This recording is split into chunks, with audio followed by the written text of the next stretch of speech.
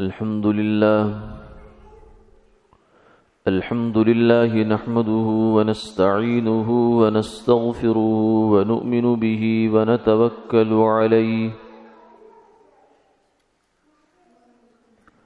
ونعوذ بالله من شرور أنفسنا ومن سيئات أعمالنا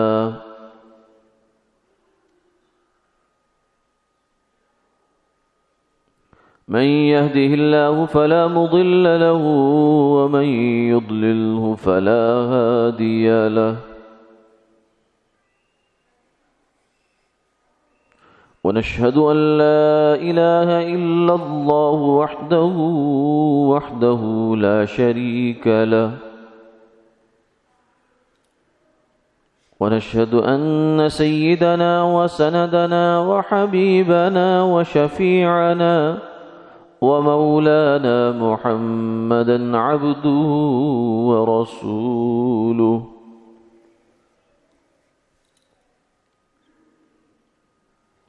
أما بعد فقد قال الله تبارك وتعالى يا أيها الذين آمنوا اتقوا الله ولتنظر نفس ما قدمت لغد واتقوا الله إن الله خبير بما تعملون ولا تكونوا كالذين نسوا الله فأنساهم أنفسهم أولئك هم الفاسقون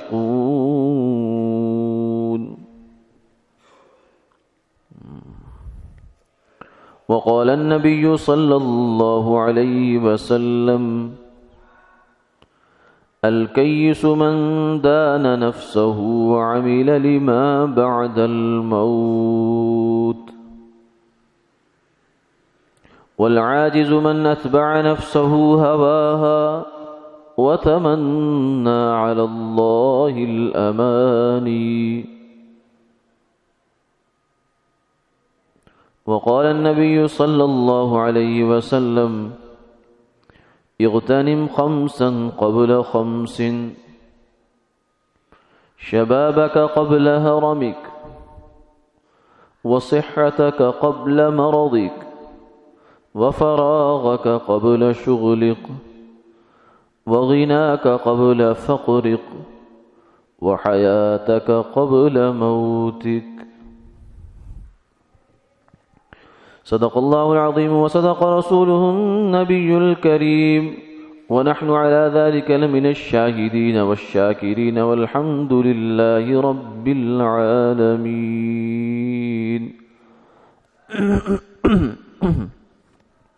اللهم صل على محمد.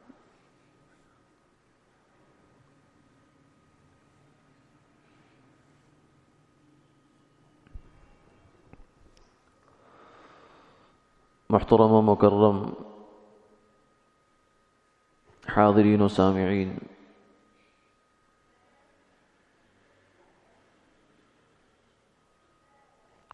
گزشتہ رات سے ہم ایک نئے سال میں داخل ہوئے ہیں۔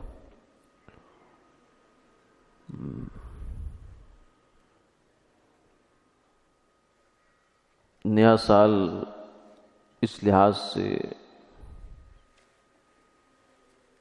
خوشی کا بھی موقع بنتا ہے، ایک طبیعی بات ہے کہ اللہ تعالیٰ نے زندگی کو لمبا کیا اور ہمیں مزید جینے کا موقع عطا فرمایا، کیونکہ یہ زندگی ایک بہت بڑی نعمت ہے۔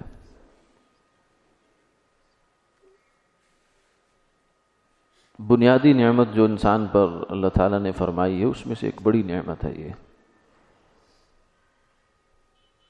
کیونکہ اسی زندگی کے ساتھ ہی بہت کچھ وابستہ ہے۔ جب تک انسان زندہ ہے تب تک اس کی ساری پہچان زندہ ہے۔ جب وہ مر گیا تو اب کہتے ہیں کہ فلاں صاحب کا انتقال ہو گیا، ان کی یہ لاش ہے اور یہ اس کو غسل دیا جا رہا ہے، یہ کیا جا رہا ہے، وہ کیا جا رہا ہے۔ اس کے بعد تمام محکمے متوجہ ہو جاتے ہیں کہ اب یہ بندہ دنیا میں نہیں رہا، اس کا شناختی کارڈ ختم کر دیا جائے، اس کا اکاؤنٹ بند کرنا ہے، اس کا یہ کرنا ہے، اس کا انتقال، اندراج، یہ وہ فلاں فلاں، وہ سب کہانیاں شروع ہو جاتی ہیں۔ یہ ساری پہچان جو انسان کی ہے یہ زندگی تک ہے، جب تک جان ہے جہان ہے۔ اس کے بعد تو پھر ایک نشان ہے قبر، وہی رہ جاتا ہے، باقی پھر آگے جہاں انسان جاتا ہے وہ پھر اگلا جہان ہے۔ تو یہ زندگی ایک لحاظ سے بڑی نعمت ہے، بہت بڑی نعمت ہے۔ اس لیے ایک اللہ والے فرمانے لگے کہ ویسے تو دنیا کی زندگی کا آخرت کے ساتھ کوئی جوڑ نہیں ہے، سرے سے دور دور تک کوئی جوڑ نہیں۔ وَلَلْآخِرَةُ خَيْرٌ لَكَ مِنَ الْأُولَى وَلَلْآخِرَةُ خَيْرٌ وَأَبْقَى۔ آخرت کی زندگی دنیا کی زندگی کے مقابلے میں بہت اچھی ہے، ہمیشہ رہنے والی ہے۔ یعنی دنیا کی زندگی میں دو بڑے بڑے فالٹ گنوائے اللہ تعالیٰ نے، جو نقصان ہے اس کے اندر، اس کی خامیاں اور عیب ہیں۔ ایک تو یہ کہ اچھی نہیں ہے، یہ خیر نہیں ہے، آخرت کے مقابلے میں خیر نہیں ہے۔ اور دوسرا یہ ہے کہ یہ ہمیشہ رہنے والی نہیں ہے، ایک دن مرنا ہے، آخر موت ہے، کر لے جو کرنا ہے، آخر موت ہے۔ تجھے پہلے بچپن نے برسوں کھلایا، جوانی نے تجھ کو مجنوں بنایا، پھر بڑھاپے نے آ کر کے کیا کیا ستایا، اجل تیرا کر دے گی بالکل صفایا۔ جگہ جی لگانے کی دنیا نہیں ہے، یہ عبرت کی جا ہے، تماشا نہیں ہے۔ تو یہ زندگی نعمت ہے، اللہ تعالیٰ کی دی ہوئی ہے، بشرطے کہ اس کو انسان صحیح استعمال کرے۔ بہت بڑی نعمت ہے، آخرت کے مقابلے میں اگرچہ اس کی کوئی حیثیت نہیں ہے۔ کہاں آخرت اور کہاں دنیا؟ دنیا کی زندگی ہم زیادہ سے زیادہ کتنی لے سکتے ہیں؟ 50، 60، 70، 80، 90، 100 سال۔ 100 سال کے بعد تو آدمی اس دنیا میں اپنے آپ کو خود ہی بوجھ محسوس کرنے لگتا ہے۔ کیوں؟ اس لیے کہ اس کے جو ساتھ کے لوگ ہیں وہ سب چلے جاتے ہیں، جن کے ساتھ اس کی دل بستگی ہے، وابستگی ہے، قلبی تعلق ہوتا ہے، وہ سب ایک ایک ایک ایک کر کے نکل گئے۔ اس کے بعد تو پھر جینا برائے جینا رہ جاتا ہے، اس زندگی میں کوئی معنویت باقی نہیں رہتی۔ اس لیے ایک حد ہے بس اس کی۔ اگر ایک آدمی کو بہت لمبی زندگی دے دی جائے، مثلا 200 سال، 300 سال، تو اس کا نتیجہ کیا ہے؟ اس کا نتیجہ یہ نکلے گا کہ اس کے جو بچپن کے دوست ہیں، جوانی کے دوست ہیں، جو عزیز رشتہ دار، وہ سب اس کے سامنے فوت ہو جائیں گے۔ تو لمبی زندگی اس کے لیے ایک طرح سے آزمائش بن جائے گی۔ اسی لیے کہتے ہیں کہ ایک بادشاہ نے خواب دیکھا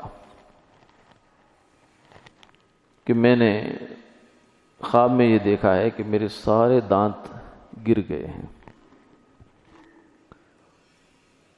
تو اس نے بلا کر پوچھا جو بھی تعبیر دینے والا تھا کہ اس خواب کی کیا تعبیر ہے؟ تو اس نے کہا جی اس خواب کی تعبیر یہ ہے کہ آپ کے سارے رشتہ دار آپ کے سامنے مریں گے۔ بادشاہ تو پھر بادشاہ ہوتا ہے، اس کو غصہ آیا، اس نے اس کو جوتے لگوائے، کیسی منحوس بات کر رہا ہے تو، کہ میرے سارے رشتہ داروں کو مار رہا ہے میرے سامنے۔ تو پھر اس نے دوسرے کو بلایا دوسرا جو تھا اس پہلے کا انجام دیکھ چکا تھا، اس کو عقل آ گئی تھی،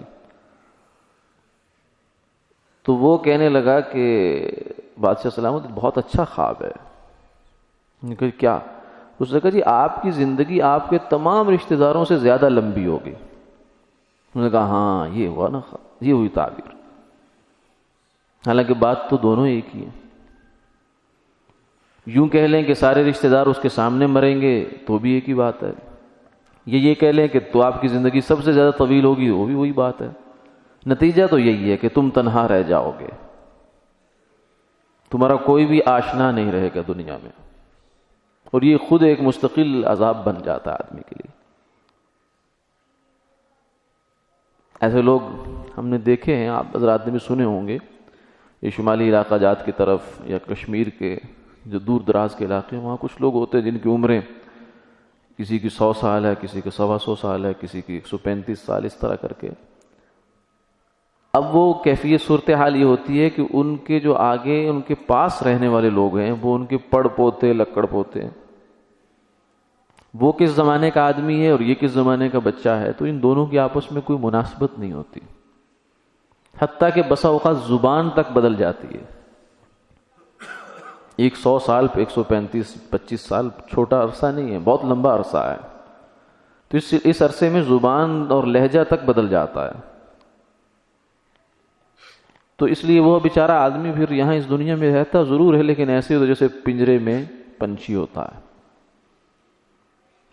لہذا اس دنیا کی زندگی لمبی ہو نہیں سکتی۔ یہ جو خواہش رکھی ہے نا اللہ نے انسان کو زیادہ لمبا جینے کی، یہ ٹھیک رکھی ہے، لیکن یہ پورا کرنے کی جگہ یہ نہیں ہے، اس کے پورا ہونے کی جگہ آخرت میں ہے۔ جتنی بھی خواہشات انسان کے اندر جائز رکھی ہیں اس نے، ان سب کی پورے کرنے کی جگہ آخرت رکھی ہے۔ گویا کہ انسان جتنی معیاری زندگی سوچ سکتا ہے وہ آخرت ہے، وہ جنت ہے۔ دنیا تو گزارا ہے، آخرت میں سب ارمان پورے ہوں گے۔ دنیا میں دال روٹی سے گزارا چل رہے، گزارا کر لینا چاہیے۔ تو اس لیے آخرت کے ساتھ اس دنیا کا کوئی جوڑ نہیں ہے۔ آپ دیکھیں نا کہ بہت عمدہ ایک محل دیکھا ہو انسان نے، یعنی جتنا اس دنیا میں رہتے ہوئے عمدہ سے عمدہ محل ہو سکتا ہے، تصور میں آ سکتا ہے، خوبصورت سے خوبصورت، اعلیٰ سے اعلیٰ، 5 سٹار کیا 7 سٹار کیا، بلکہ آپ اس کو 70 سٹار لگا لیں، اس کو اتنے معیارات والا۔ اس کے بعد اس آدمی کو کسی جھونپڑی میں بٹھا دیا جائے لا کر، یا بالکل سادہ سے مکان میں، تو کیا وہ کبھی اس مکان کی حسن میں فریفتگی میں گم ہوگا؟ قطعاً نہیں ہوگا۔ اس کے ذہن میں وہ جمع ہوا ہوگا۔ تو جس نے آخرت دیکھی ہے یا جس کو آخرت پر یقین ہے، جس نے قرآن پاک میں جنت کا تذکرہ پڑھا ہے، تو اس کا پھر بڑی سے بڑی کوٹھی میں دل نہیں لگے گا۔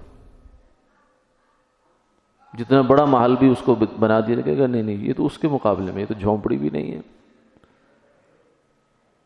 ادنا جنتی، بالکل آخری جنتی کی، جس کے بعد جہنم کا دروازہ پکا پکا بند ہو جائے گا ہمیشہ ہمیشہ کے لیے، صرف کافر رہ جائیں گے اس کے اندر، ایمان والا کوئی نہیں ہوگا، ایمان والے سب نکل جائیں گے۔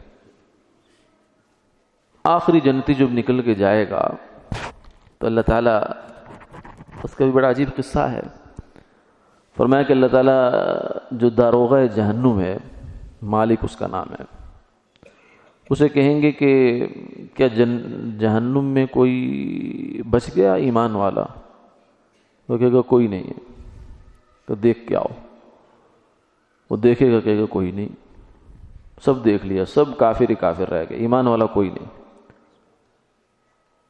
تو اللہ تعالیٰ فرمائیں گے کہ دیکھو فلاں جو جہنم کا کونا ہے، گھڑا ہے، اس کے اندر ایک پتھر پڑا ہوا ہے، اس پتھر کے نیچے دیکھو جا کر۔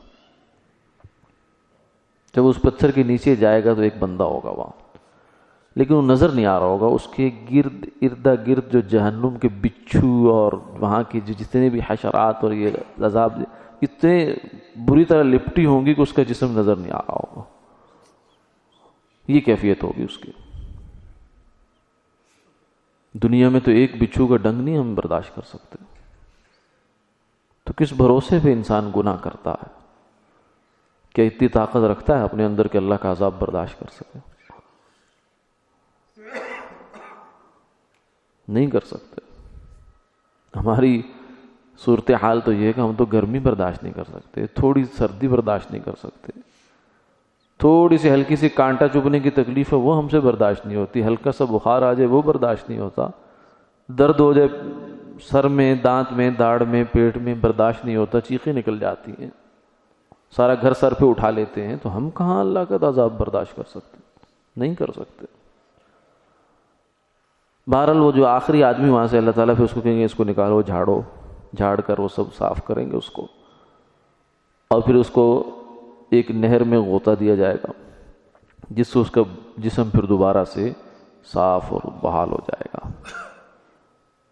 اور پھر اسے کہا جائے گا کہ جا جنت میں چلا جا.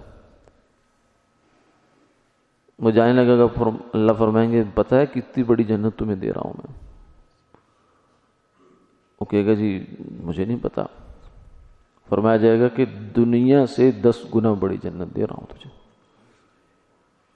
یعنی اس زمین میں، دنیا سے مراد چلو زمین ہی لگا لیں آپ، اس زمین میں جتنے پلاٹ ہیں، جتنے سوسائٹیاں ہیں، جتنی اسکیمیں ہیں آپ کی، جتنے بڑے بڑے شہر ہیں، منصوبے ہیں، ابھی تک جتنے انسان دریافت کر سکا وہ، جتنے نہیں کیے وہ، جتنے سونا ہے، جتنی چاندی ہے، جتنے ہیرے ہیں، جتنے جواہرات ہیں، جتنا بینک بیلنس ہے، جتنی خواہشات کے سامان ہیں، اس کو 10 کے ساتھ ضرب دے تو اتنی بڑی جنت اس آدمی کو ملے گی جو آخری درجے کا جنتی ہے، بالکل آخری درجے کا، جس کے پاس صرف ایمان تھا اور عمل صالح کچھ تھا ہی نہیں سرے سے.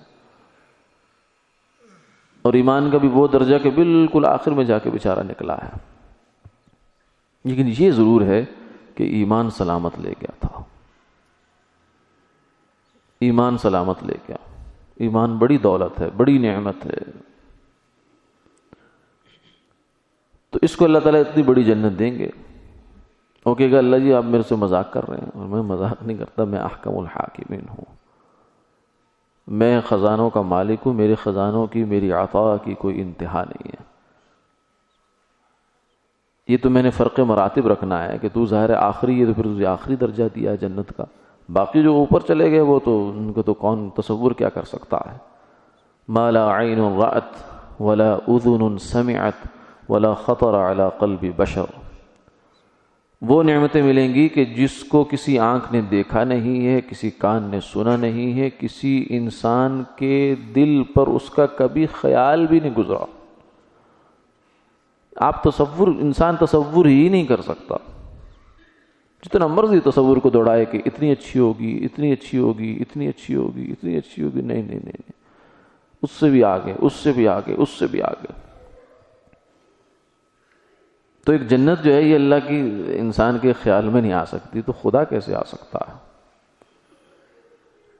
آدمی کہ میں اللہ کو سمجھ لوں کہ اللہ کیا ہے، اللہ سے تو بس راضی ہو جائے، ہم سے یہ چاہیے ہمیں. تو بہرحال آخرت کی زندگی دنیا کے مقابلے میں بہت اچھی ہے اور ہمیشہ ہمیشہ رہنے والی ہے.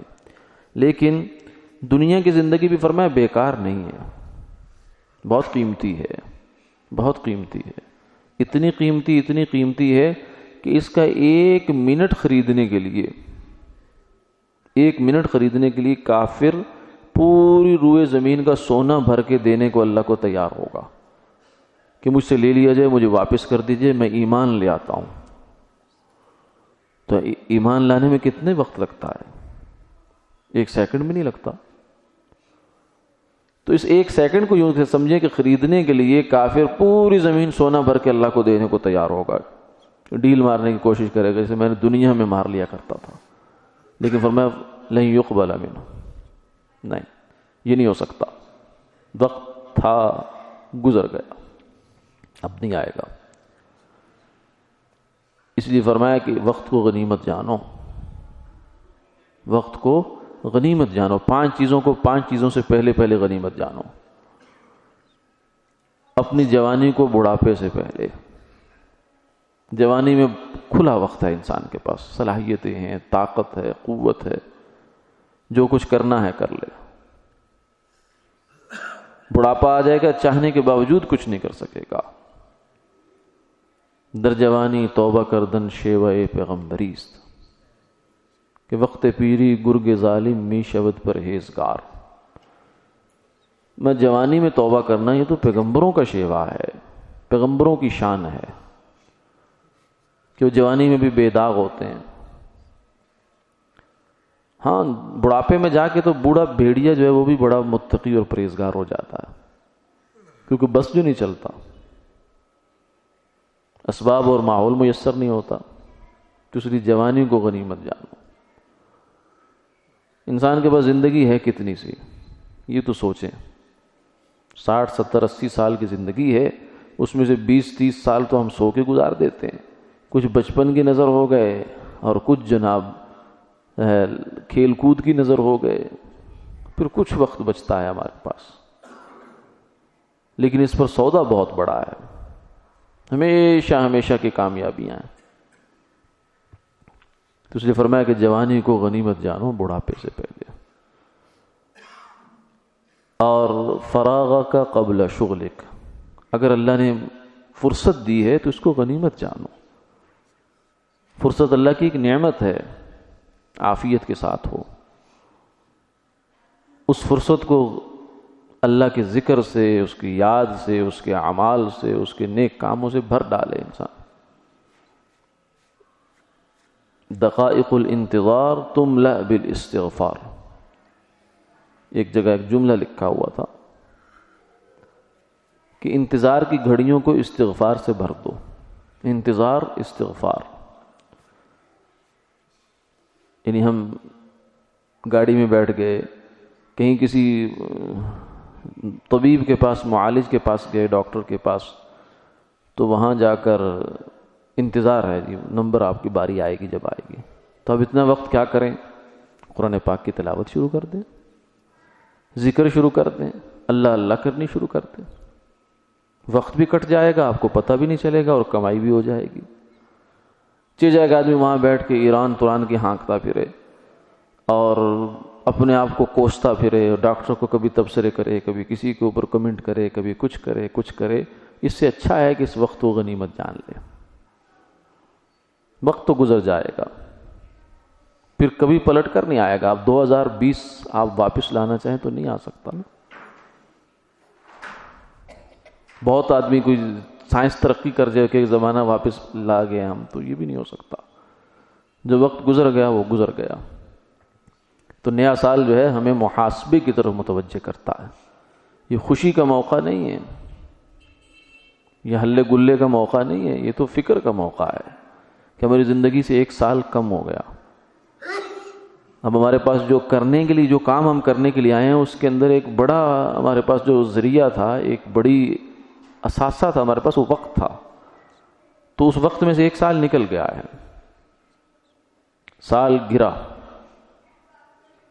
کچھ حضرات تو کہتے ہیں یہ سال گرا نہیں ہے، یہ سال گرا ہے، یعنی آپ کی زندگی کا 1 سال گر گیا، اور ہر سال آپ کو قبر کے قریب کر رہا ہے۔ اس بات کا کوئی انسان انکار نہیں کر سکتا دنیا میں کہ ہر دن آپ کو قبر کے قریب نہیں کر رہا۔ جہاں کل کھڑے تھے آج اس سے آگے بڑھ گئے، قبر قریب آ گئی ہے۔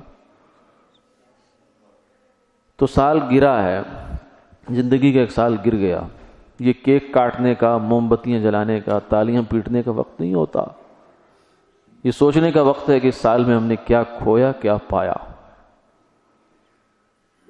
یا پھر سال گرا ہے، گرا لگاتے ہیں نا، گرا لگانے کا مطلب ہے کہ اب اس سال جب ختم ہوا تو اس پہ گرا لگ گئی، اب اس کے اندر کچھ آپ ڈال نہیں سکتے، نہ اس سے کچھ نکال سکتے، کھاتا بند، فائل کلوز ہو گئی ہے، یہ اس میں جو کچھ ہو گیا ہو گیا۔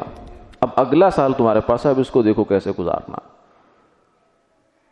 کل کیا کرنا ہے میں نے، اس کو دیکھو۔ تو اس لیے فرمایا اپنی فرصت کو غنیمت جانو مصروفیت سے پہلے۔ جو وقت غفلت میں گزر گیا اس سے اللہ سے معافی ہو کہ اللہ معاف فرما دے، آئندہ کے لیے بالکل ٹھیک ٹھیک چلنے کی نیت کرتے۔ وصحتک قبل مرضک، فرمایا کہ اپنی تندرستی کو بیماری سے پہلے غنیمت جانو۔ تندرستی 1000 نعمت، اس نعمت کی قدردانی ہو. بیماری میں آدمی کتنے کام کرنا چاہتا ہے لیکن نہیں کر پاتا بیچارہ.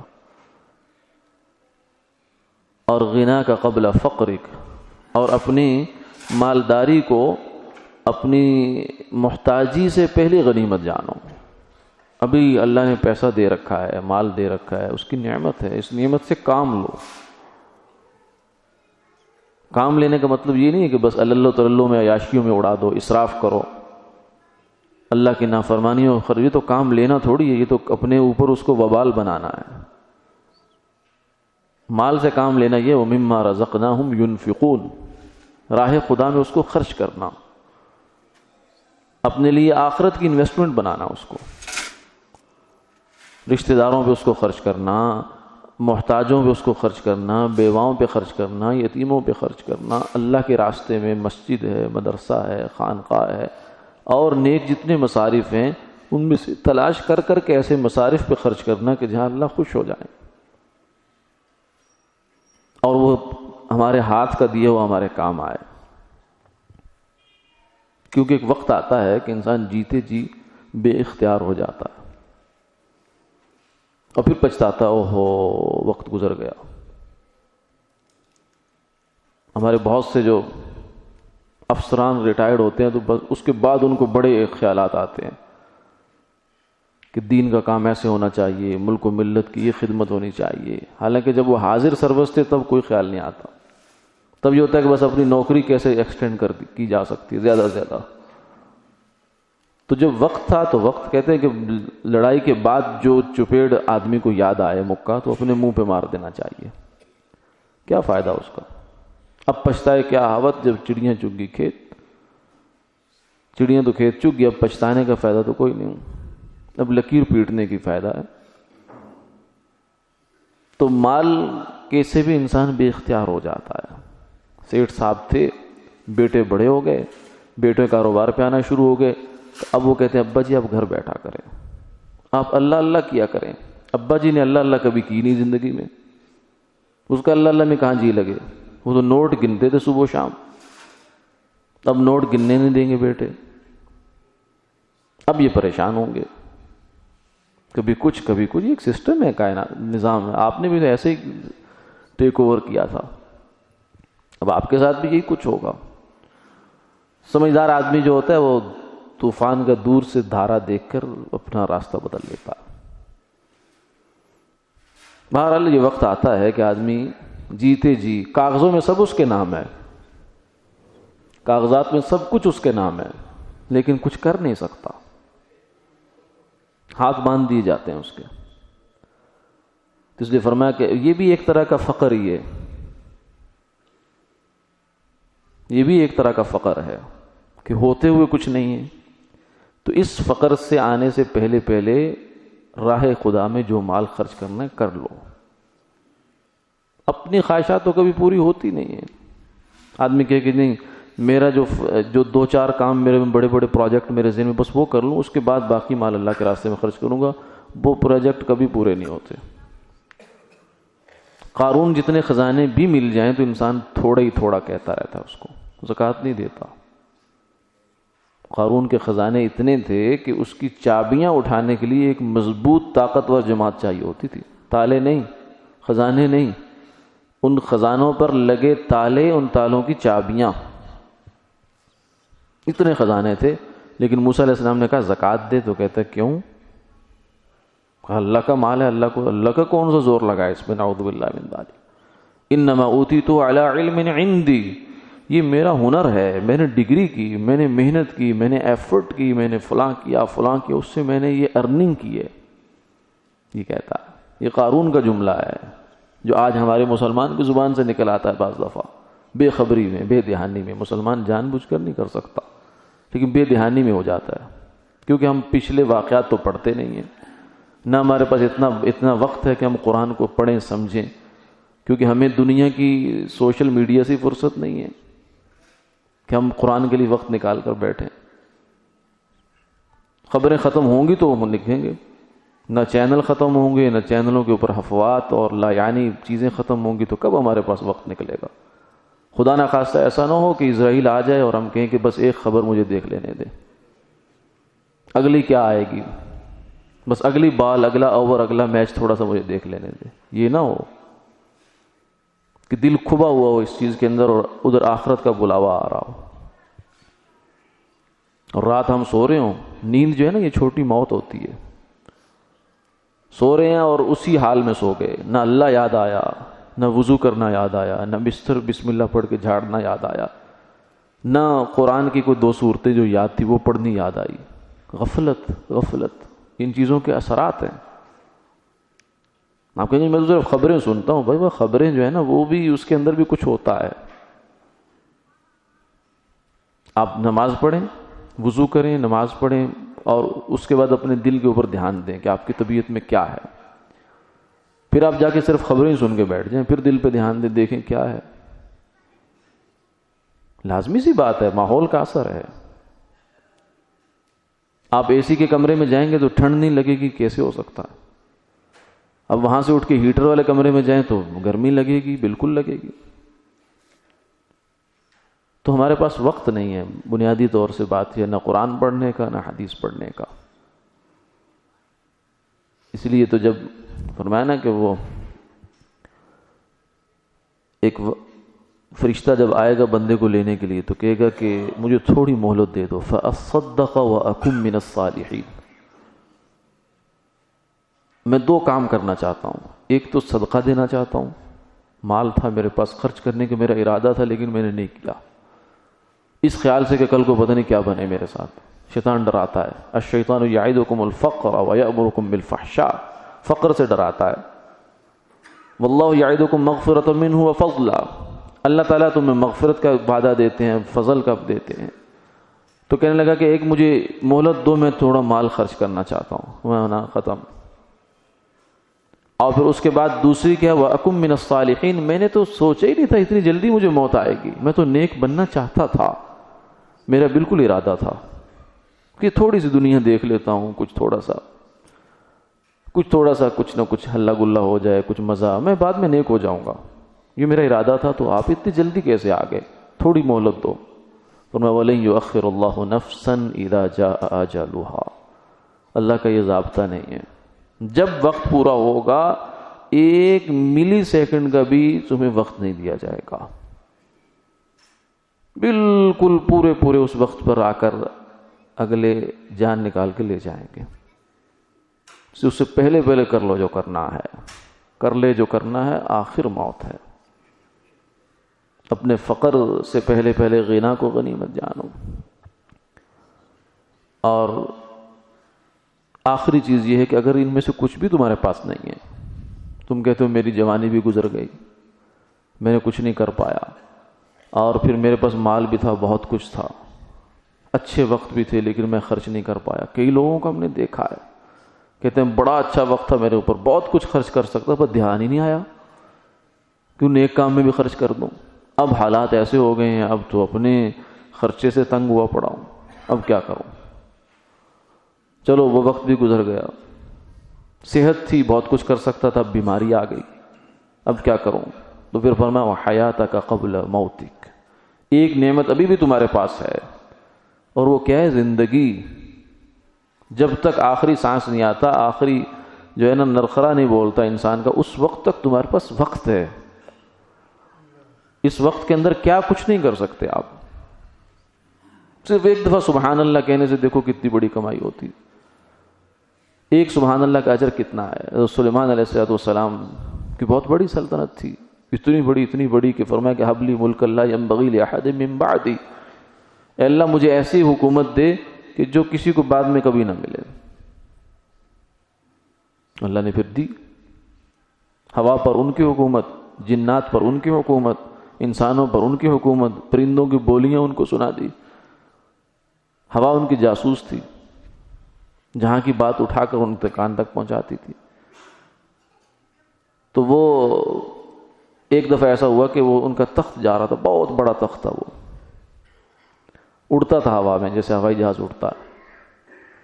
ان کے حکم سے اڑتا تھا، پیٹرول نہیں لگتا تھا اس میں. تو وہ نیچے سے ایک آدمی نے ایسے دیکھا تو اس نے کہا سبحان اللہ، بس یہ جملہ بولا. تو ہوا نے بات پہنچا دی. تو سلیمان علیہ السلام نے تخت نیچے اتار لیا، فرمایا اس آدمی کو بلاؤ۔ اب وہ ڈر رہا، بہت رعب تھا سلیمان علیہ السلام کا کہ میری خیر نہیں، پتہ نہیں مجھ سے کیا غلطی ہوگی، میں تو نے کیا کہا؟ کہ کچھ نہیں کہا۔ کہ نہیں بتاؤ، کچھ مسئلہ نہیں ہے، بتاؤ کیا کہا۔ اس نے کہا کہ میں نے بس آپ کا تخت دیکھا تھا۔ میں نے کہا سبحان اللہ۔ فرمایا لتسبیحۃ واحدہ یقبلها اللہ خیر مما اوتی آل داؤد، کہ تیری ایک دفعہ کا سبحان اللہ اللہ کے ہاں جو قبول ہو گیا وہ اس ساری سلیمان اور آل داؤد کی سلطنت سے بہتر ہے، کیونکہ آل داؤد کی سلطنت اب تاریخ کا حصہ بن گئی، لیکن اس کا سبحان اللہ کا اجر کبھی ختم نہیں ہوگا۔ اس سلطنت پہ غروب ہو گیا، سورج غروب ہوا اس سلطنت کا، اور ہوا۔ اللہ کے عجیب نظام ہے۔ بیت المقدس کی تعمیر چل رہی تھی، جنات لگے ہوئے ہیں کام میں، اب اسرائیل آ گئے کہ واپسی ہے۔ کہا کہ یہ تو اگر میں چلا گیا تو یہ تو بھاگ جائیں گے، کام رہ جائے گا ادھورا۔ انہوں نے کہا جی کچھ بھی ہو واپسی ہے، کام کی ذمہ داری نہیں ہے، اللہ کا جو وقت ہے وہ بس واپسی ہے۔ پھر فرمایا کہ اچھا ایسا کرو، میں ایسا کرتا ہوں یہاں کھڑا ہو جاتا ہوں اپنے عصا پر ٹیک لگا کر، اور تم میری روح قبض کر لینا۔ کہا اچھا ایسا ہو سکتا ہے۔ تو ایسے کھڑے ہو گئے اور ایسے ٹکٹکی باندھ کر دیکھنے لگ گئے جنات کو، اور ادھر روح قبض ہو گئی۔ اب پتہ نہیں کتنی دیر کھڑے رہے، کیونکہ انبیاء علیہ الصلوۃ والسلام کے اجسام جو ہیں ان کو زمین کچھ نہیں کرتی، وہ محفوظ رہتے ہیں۔ ان اللہ حرم علی الارض ان تاکل اجساد الانبیاء، بلکہ نیک لوگوں کے، شہداء کے، صحابہ کے کتنی قبر کشائیاں ہوئیں تو اس میں بالکل جسم سلامت ہے ہزاروں سال گزرنے کے بعد۔ تو وہ ایسے ہی بالکل دیکھ رہے ہیں اس کو ٹکٹکی باندھ کر، جنات کام میں لگے ہوئے کیونکہ روب بہت زیادہ تھا، ہمت نہیں ہوئی ان کی کہ دیکھنے کی کہ کیا ہو گیا۔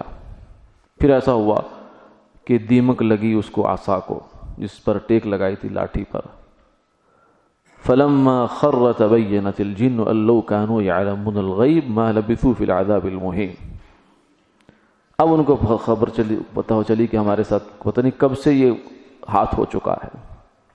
قرآن کہتا ہے کہ اگر جنوں کو غیب کا علم ہوتا تو کبھی اس مصیبت میں نہ پھنستے۔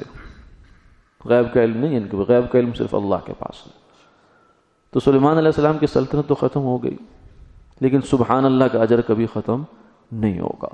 تو یہ نیا سال ہمیں، جو پچھلا سال ہمیں محاسبے کی دعوت دیتا ہے، اور نیا سال ایک نیت نہیں دیتا ہے کہ اب انشاءاللہ اس وقت کو ہم غنیمت جانیں گے، وقت ضائع نہیں کریں گے۔ اللہ تعالی ہمیں عمل کی توفیق عطا فرمائے۔ آمین آمین یا رب۔